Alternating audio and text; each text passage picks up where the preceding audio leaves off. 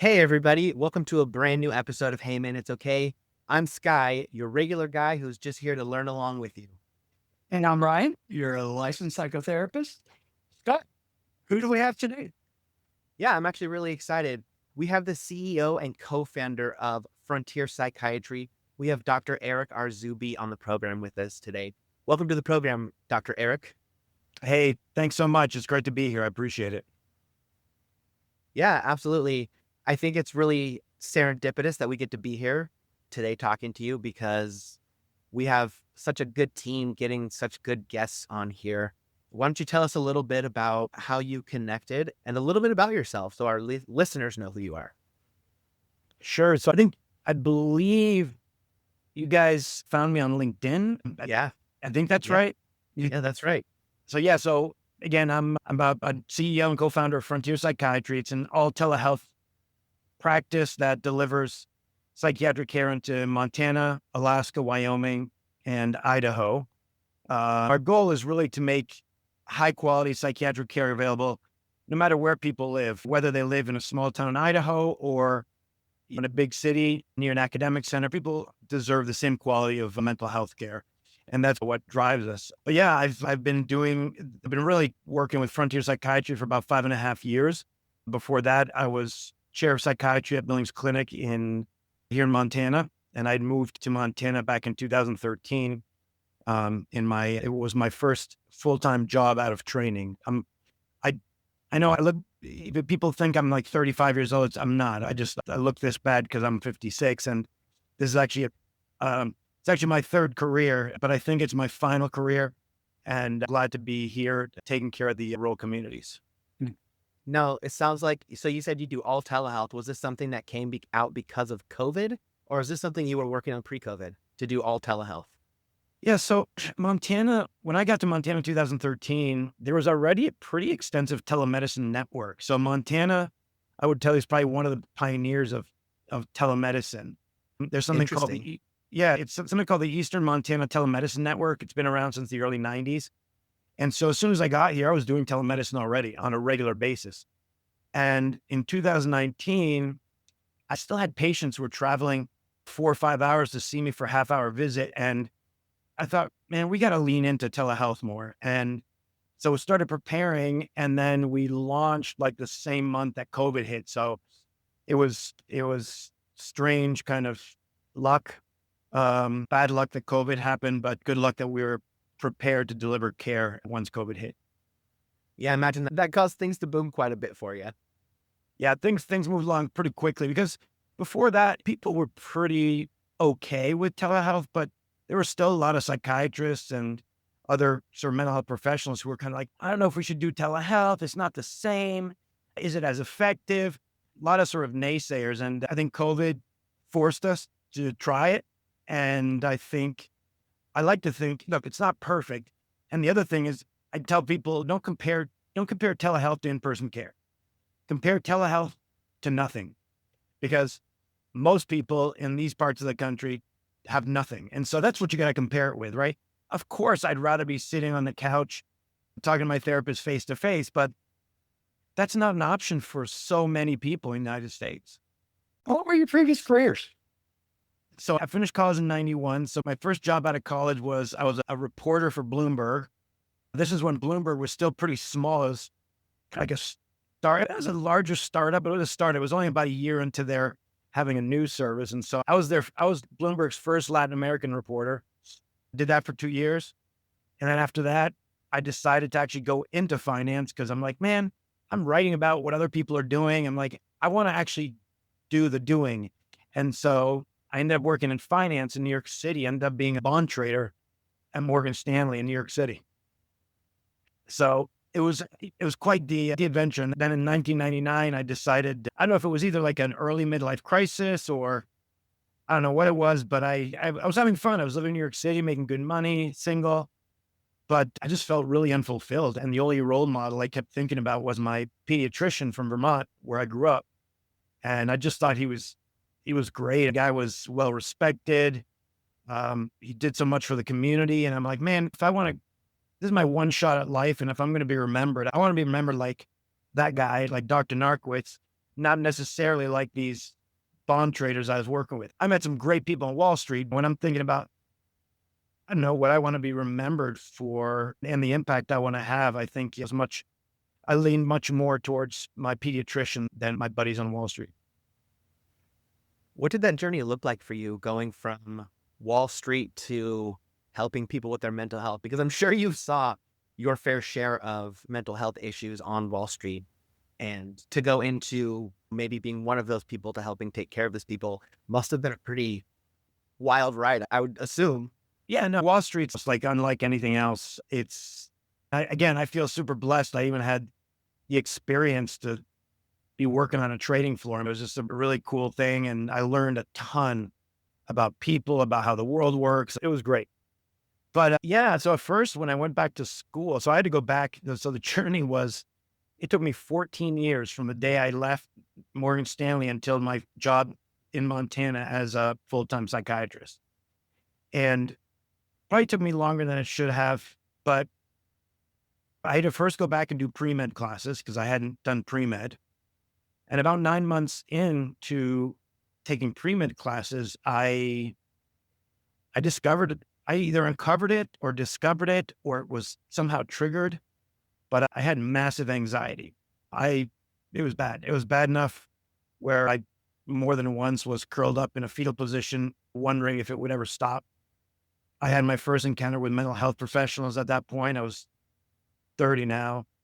I met with a psychiatrist, and just like a lot of patients, when they come to me, when I was talking to the psychiatrist, I'm like, listen, I just need to meet with you and talk to you a couple of times. I don't need medications. I'll be fine. And about a few weeks later, I was like begging him for medications. I'm like, I need help. I don't know what's going on. I feel crazy. I need help. And I had to actually put a pause on my pre-med classes and take time to heal. It's good of you to recognize that you needed to take that break to heal. Yeah, and it was, part of it is, I don't know, part of it is recognizing, yes. The other part, it was bad. It was so bad that I really stopped functioning. Like I couldn't, like I tried to power through it. I remember it was triggered by a bad grade in biology. I remember this was like October 1999. And I'd been crushing. I was getting like all A's on everything. And then I had a bad biology test, and then I panicked and I thought, oh my God, it's over. Like I quit this really lucrative career.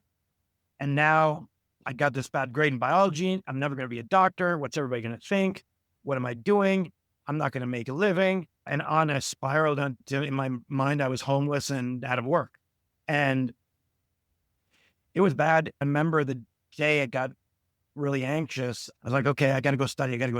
And I got to double down on the studying. And I remember sitting in the library. I still remember this, I was taking my pre-med classes at Columbia and in New York City. And I went into one of the libraries, these beautiful old these oak paneled libraries. And I remember staring at the page of one of my textbooks and nothing was registering. I keep reading and rereading. And I was getting more panicky and anxious, going, oh my God, I can't focus. I can't think. I'm like, okay, maybe I just need to sleep. So that night I tried to sleep, didn't sleep. Next morning, I hadn't slept and I was anxious and things were worse and it spiraled. And it sounds really overwhelming. What's that? Oh yeah. Oh God. Yeah, no, it was hugely overwhelming. And so it was almost like my mind and my body was almost forcing me to take a break. Because basically it said, look, it's not working for you right now. And you can try all you want. You're just not going to be able to do it right now. So I almost felt like forced to take a break. But again, in retrospect, obviously it was the right thing to do. And I ended up going back to the psychiatrist and started taking medications, went to therapy. And about 6 to 9 months later, I was able to resume going to pre-med classes. And but anyway, sorry, that was like the very beginning of my journey, and there's a lot more to it, but I'm sure that played a big role into ultimately deciding to become a psychiatrist. It sounds like you're a really determined person because when something like that happens, to then go back to it when that's how it made you feel before. So good for you for coming back to this. Thank you. It was definitely scary. And I would tell you, like, somebody asked me the other day, like, what am I most scared of? Or what am I most afraid of? And it's The thing I'm most afraid of is anxiety. I would tell you, it's like anxiety it's like anxiety about the anxiety. And I know a lot of my patients have the exact same thing where you have a ton of anxiety, like they get scared of being scared. And it's because it's a horrible feeling. And I feel a lot of doctors don't quite take mental health all that seriously. Do you, do, is that your sense that a lot of doctors you've talked to or encountered that don't take it seriously or think or make you take a back seat? Tell me more. I was just curious. Maybe a back seat. Yeah. That it's not the same urgency or seriousness of a physiological symptom. Yeah. Look, even in medical school, psychiatry has stigma around it. People don't quite say it out loud all the way. Is psychiatry real? Is it being a real doctor if you go into psychiatry? And I remember when I was deciding whether to go into psychiatry or something else, right? Because you have 4 years of medical school, and that last year of medical school, you have to apply for residency and decide what specialty you want to go into. Right? Because still at the 4th year of medical school, I could have decided, "Oh, I want to be a surgeon or I want to be a pediatrician or it was still wide open, but I had to decide on something. And so for a while, I actually sadly was feeling, man, psychiatrist's not being a real doctor. So maybe I'll go into like neurology, or I still like the brain, but maybe it's more concrete than psychiatry. And then ultimately I decided, what am I talking about? I started thinking, like, how do I want to spend my days? Like, what kind of work do I want to be doing? And I had spent during medical school and pre-med, I'd spent literally thousands of hours tutoring middle school and high school kids in math, science, and like all kinds of learning skills and things. And I loved that work.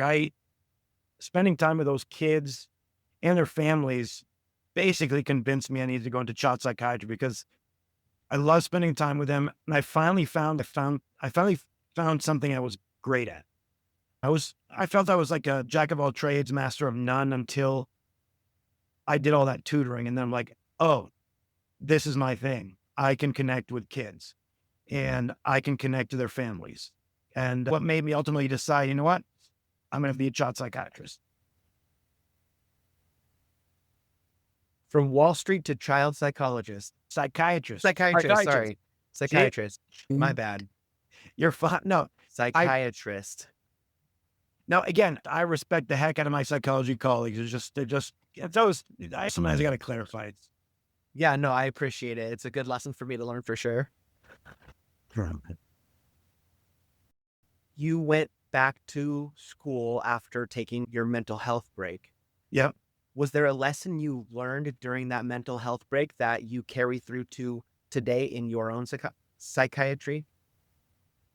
Oh, definitely. Because those lessons continued. When I went back to school after having that episode and pretty nasty anxiety mixed with depression, because I would definitely say that's probably the lowest I've been. But since then, that's been 26 years. I've had dips, pretty major ones as well. And I was always terrified of going back to that place, that dark place. So what I would tell you over the years, one of the things that's given me some comfort when anxiety starts to rear its ugly head again is that I've always bounced back. And it'll be, a lot of people kind of experience, I think a lot of people who experience anxiety know what I'm talking about, where it's, if you have that feeling and it feels like it's never going to stop and it feels like it's never going to go away and you feel like it's going to get worse. And so having had that initial kind of experience and then a bunch of other nasty episodes in between, I bounce back. And so that gives me some comfort. So when I do start to relapse and it starts to feel awful again, I feel awful, but then I'm like, okay, I've been here before. I've bounced out of this before. Chances are pretty good it'll happen again. What are some of the skills that you use to get you out of that? I remember to take my medication more. I take Lexapro and it's just every other person, even though I'm a psychiatrist, I do the same things where start feeling better. I'm like, I forget sometimes to take my Lexapro. I'm like, yeah. So there's that.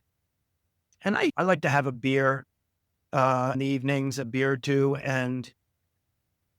What, and then again, and then I try to work out when I can. But what starts to happen is, I guess here's the other thing I learned is I have a really, it's hard to describe, but I can detect really early when things are starting to happen. There's a certain feeling like the anxiety is like knocking on the door, right? And what I do like all of a sudden, like I make sure am I taking my medications? Am I working out on a regular basis? No more alcohol because it affects my sleep. And if I don't sleep well, my anxiety gets worse. And also I use a meditation app. There are a couple of them that are really good. I used to be called 10% Happier, now it's called Happier. But when I'm doing those things consistently, I can get my anxiety back under control pretty quickly. It depends, but it might be 2 weeks, it might be 6 weeks, but I'm able to kind of pull myself out of it. But it's still hard. It still feels awful. Feels awful still. Back in my mind, I still worry, is it gonna be as bad as the first time? Is it gonna last forever? Is it going to hurt my ability to be a good husband, a good dad, a good psychiatrist? Those things come up for me all the time. It's hard to pull yourself out of that spiral once you're in it, for sure. Yep. Is there a 100%. surefire sign that's like your number one? Oh man, hey, I just need to double check myself and make sure that I'm taking care of myself. I would say sometimes it's like a random pit in my stomach that doesn't come from anywhere, or I'll wake up early and have a hard time falling back asleep, and then I can feel my mind start to kind of worry about certain things. And so those are kind of like early tells going, something's there. So I just need to pay attention to it. And it's very easy, like when that feeling starts, and if it starts to interrupt my sleep, like it's very easy to be like, you know what? Screw it, I'm not going to go for a run today. I'm not going to go exercise. I'm not going to go outside. I've gotten better about powering through that. And it's what a lot of people it's called behavioral activation, right? It basically means you don't wait until you feel better to do something. You do something hoping that it'll make you feel better, right? And so that's Mood follows action. what's that?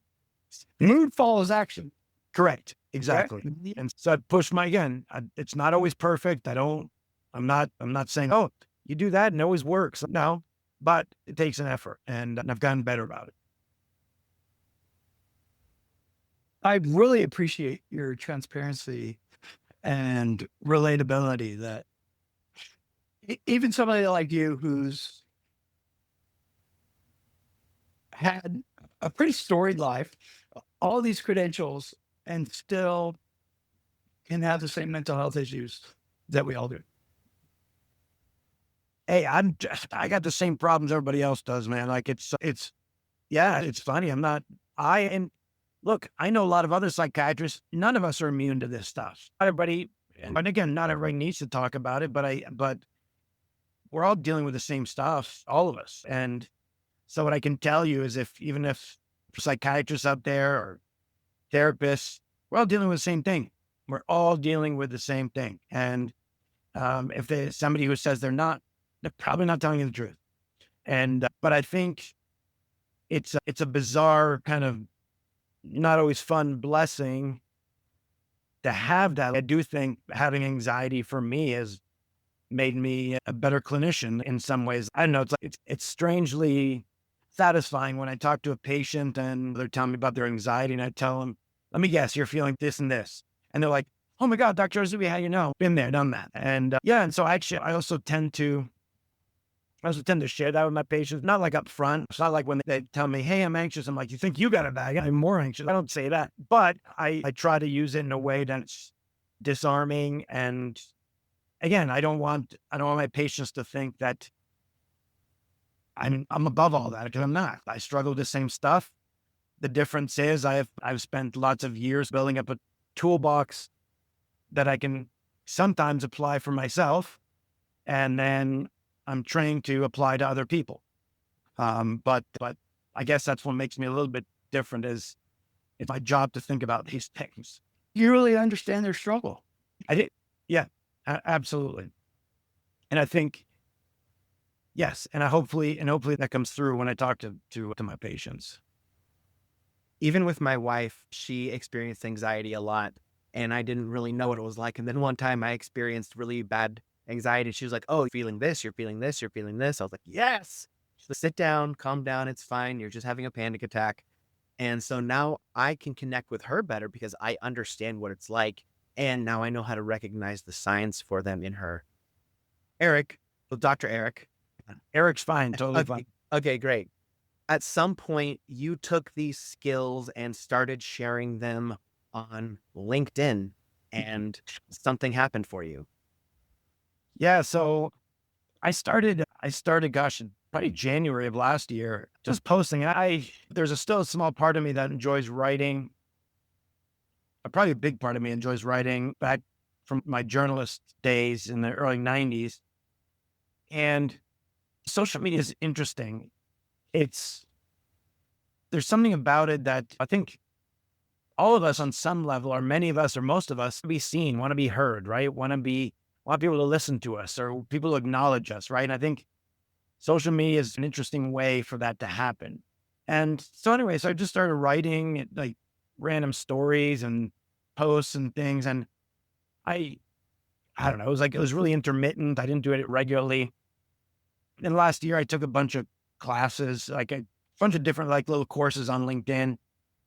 And none of them really, I don't know, none of them really stood out.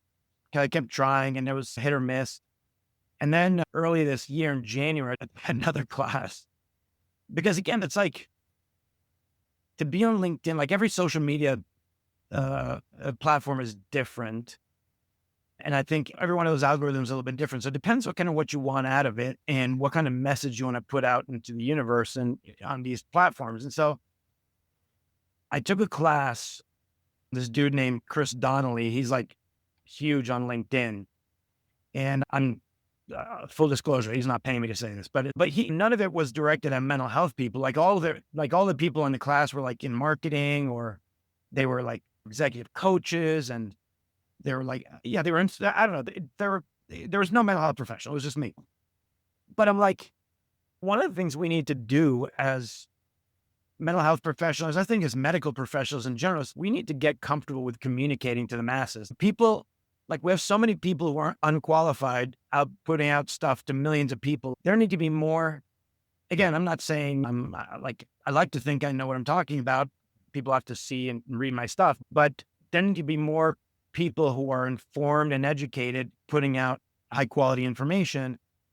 And so that's how it started. And so I started posting, and the class tells you like post every day, 7 days a week. Make sure you interact with every post. And I'll tell you, there was like a 10-week period where I was spending 2 hours a day on LinkedIn. It was rough. I was worse than any of my daughters. Like I had two 19-year-old daughters now and they're like, I was more addicted to social media than they were. And so it took me a while to figure it out, practice and refine the message. But ultimately, I think I got to a place now where it's not a big chunk of my day. It's still fun. So now I post probably every other day. And to me, more recently, I've been posting about like historical figures in psychiatry, like good and bad. And it's interesting to me. So I feel like I'm learning along with the people that them reading my stuff.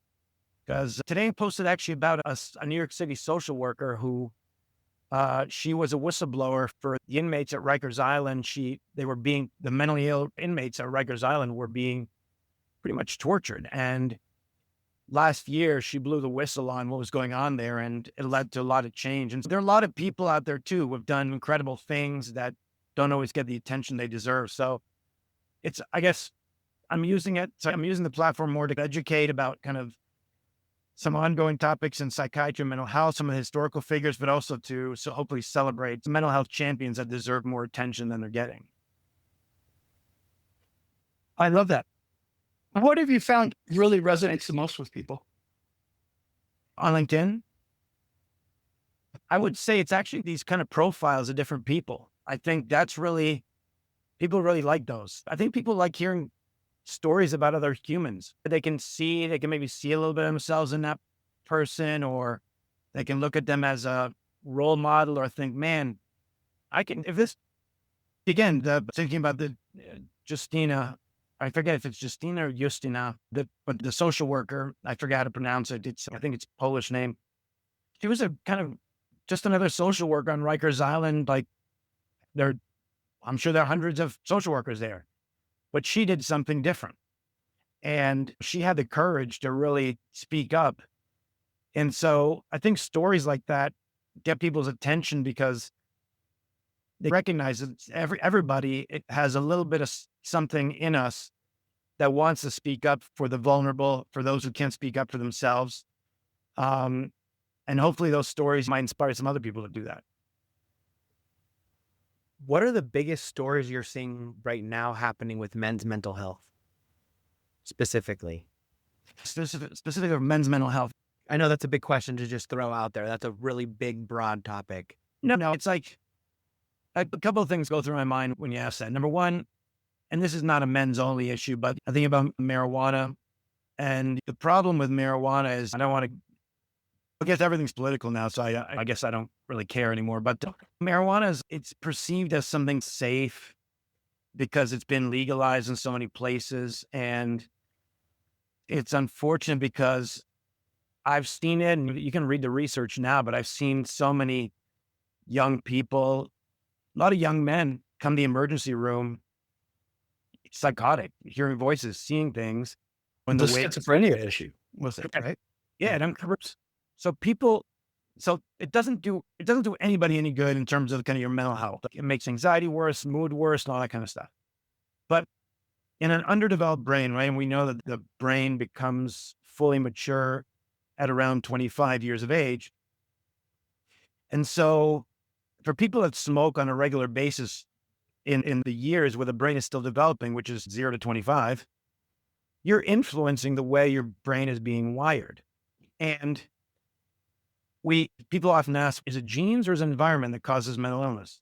The answer is yes. It's a combination of both. And I'm sure, like, I was born with vulnerability to anxiety, right? And so it's up to me to figure out what can I do for my environment to reduce the chances of that anxiety actually expressing itself, right? And people who have some vulnerability to mental health problems, and we know a big chunk of the population, that's just well known, what marijuana can do is it just increases the risk of something bad happening, right? So you already have a risk, right? So you have a genetics that already says you have a risk. And all you're doing by adding kind of other things like substances, being exposed to trauma, but willingly smoking marijuana on a regular basis is another risk factor that increases your chances of bad mental health outcomes. So that's one. Again, it's not a male only issue, but one of the things that kind of is happening on a regular basis. The other thing is, and I think it's getting more attention, which is good, is, male athletes who, again, there's like this culture among male athletes, men in general, but I think male athletes in particular, right? To tough it out, to be tough about it, not show any weakness. And the stress and strain of being an athlete, especially we're talking about like elite level athletes, is tons and tons and tons of pressure. And I met somebody last year. Oh shoot, I'm gonna email you the name, but he focuses on the mental health of male athletes. He talked about, and he openly talks about this, where he played hoops in college. I think he was a great basketball player, but really struggled with mental health problems and didn't feel comfortable as a male athlete, kind of talking to the people around him on his team or talk to the coach. And not that they were making things worse or doing bad things to him, but it was just like not normal or not widely accepted to come talk about it. And so the more he dug into that, the more he discovered that many more male athletes are struggling with mental health problems than you can initially recognize. And it makes sense. Is it the pressure that they're under? So many of them have so much pressure when they're in high school to make D1. Yeah. I mean, it's look, again, it's always a combination of genes and environment, right? So I'm sure many of these athletes are already born with some vulnerability, like we all are. But then you start piling onto that pressure after pressure. At some point, that vulnerability or that susceptibility to have a mental health problem just gets expressed, right? And it just comes out. Think about, like, to your point, it's for some of these athletes, again, I played competitive sports that didn't quite do D1 anything in college, but played competitive sports. But my parents didn't, it wasn't that helicopter parent, sort of sports parent, um, that we hear about nowadays, where kids in middle school level are getting pressure to then go to get into the high school team and go to varsity early and then go do travel team and then to get into the college and try to get scholarship.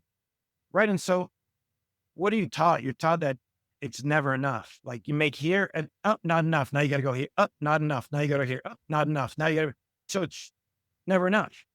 And so when is it enough? Like, can you actually sit back and say, I'm okay, I've accomplished things? And also, what about accomplishing things outside of sports? You also hear about athletes, and this is not just male athletes, but athletes in general, like, struggling after they retire in their 30s, right? If all they've known is a sport from when they were 6, 7, 8, and then that's all they do and all they focus on into the 30s, and they still have another whole life to live, that's tough, right? So again, I'm not a sports psychologist. I'm not necessarily an expert in these things, but since you asked me kind of about some issues around male mental health, I think that's something that maybe isn't always appreciated or talked about. And what do you think was it that gave you the drive to Ooh, good succeed at question. this level? Okay, you really want to go there? Okay, The therapist. no, all right. No, I think there's definitely an addiction to having victories, right? I got to get a great grade to then get another good grade to then have a good grade at the end of the quarter or the semester. And then what does it look like on my resume? And then building up a really good looking resume. It was always like, and who does it have anything to do with how I was raised? Possibly. I was going to say, yeah. Did that come from your parents? My parents definitely put a lot of emphasis on succeeding in school and being well-rounded, but school was a pretty big deal. So my dad's an immigrant. He came from Argentina. My mom is actually a Hungarian immigrant. But my dad, he was a very high performer. He got his engineering degree in Argentina before coming to the United States, then worked at IBM his entire career, basically from 1968 until the 2000s. But he, at one point, when IBM was a big deal, he was like one of their top 5 executives worldwide and was basically in charge of designing and building computer chips. So I imagine there was a pressure to perform, right? So immigrant dad, firstborn male, my dad being very smart and successful. So I'm sure a big part of what I was, my kind of constant, desire to achieve, is rooted in part because of that. And it's funny, that comes out when I talk to my daughters and I talk to other people younger than me. I'm like, I have a great resume, and trust me, it does not buy you peace of mind. It does not buy you mental wellness and clarity of mind. It does not, I promise you. And I've tried to de-emphasize that sort of performance in my daughters and really asking them to please look for things that make them excited, make them passionate, that bring them joy. Has it worked? Has it worked? Yeah, I think it's better than, they're doing better than I did, I think, in terms of, at least, I think, not putting too much pressure on themselves. They do well in school, but it's not like the main thing. And if they have a bad grade, they don't mind. They feel comfortable telling me about it. And they're like, yeah, I know, I'll study better next time, or I'll study harder next time. And I don't say anything about it. I'm like, I've never, if there are times like when they're blowing things off, and yeah, of course I'll say something. But otherwise, I'm like, just try your best. And yeah, so I think, I don't know, I didn't screw them up too badly yet. That's the best goal you can have as a parent, right? 100%. 100%. Just don't screw them up and you're golden. Yeah. And they really don't care that I'm a Yale trained child psychiatrist. Neither my wife nor my daughters really care about that. I've heard that with movie stars too, where it's, oh yeah, whatever, you're just dad. Yeah. Yeah, they think all three of them think they understand mental health better than I do. And I'm like, all right, maybe. I don't know. What is your guiding North Star for them? Man, I want them to be good people that make the world around them just a little bit better. I guess in some ways, maybe I'm pushing my philosophy onto them, but that's what I hope for them. Because in the end, like that's how I'm trying to live my life is, am I adding value to my community or to whatever community I'm serving? And so with them, I probably do a better job with them than myself of also remembering to find joy and really doing what you can to find purpose and peace of mind at the same time. I still find myself pushing myself maybe harder than I should to do this Frontier Psychiatry thing that we're doing, trying to take care of as many patients as we can. But I've gotten much better at pausing and giving myself some grace and some credit for having hopefully helped a lot of people. I really appreciate your philosophy on that very much. And thanks for sharing. I was also just saying that I can't believe that we are almost out of time for our episode today. It's gone by so fast. I couldn't even believe that this is where we are. But if you had some parting words for our listeners, what's the number one thing that you think people need to hear right now? And also tell our listeners where they can find you and follow you. Sure. Thanks. So first of all, again, thank you for your time and having me on as a guest. And remember, I told you finding things to talk about wouldn't be a problem.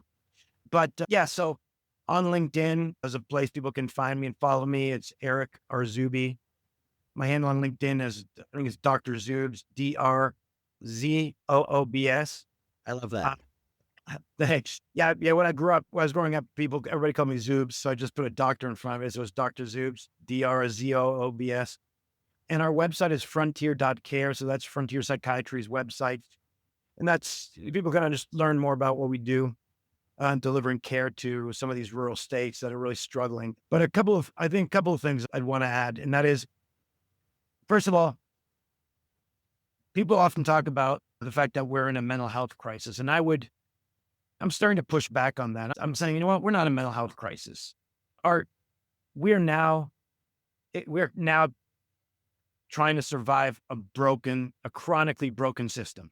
Like, it's not a crisis anymore. Crisis is something where there's a spike in a problem and people scramble to try and fix it and the crisis is over.